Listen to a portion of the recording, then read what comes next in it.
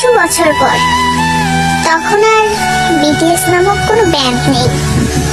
তখন বিটিএস এর 7 জন মেম্বার কারো স্বামী, কারো বাবা নামে পরিচিত। সামাজিক নিয়ম হোক বা পরিবার, সবকিছুর জন্য আমাদেরও যেতে হবে শ্বশুর ঘরে। হয়তো তখন সারাদিনে আপনাদের কথা ভাবার সময় হবে না, হয়তো তখন সারাদিনে আপনাদের ছবি দেখা হবে না। সারাদিন হাজারো ব্যস্ততার পরে যখন ক্লান্ত শরীর প্রশান্তি চাইবে, তখন বিছানায় শরীর এলিয়ে দিয়ে বালিশে মাথা দিয়ে আপনাদের কথাই আগে মনে আসবে।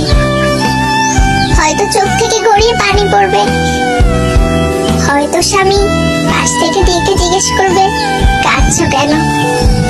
বুকে পাথর রেখে আর মুখে সত্য লুকিয়ে বলতে হবে হয়তো বাবা মায়ের জন্য মন খারাপ করছে। আড়ালে হোক, আপনারা আমাদের মনে সারা জীবন থেকে যাবেন।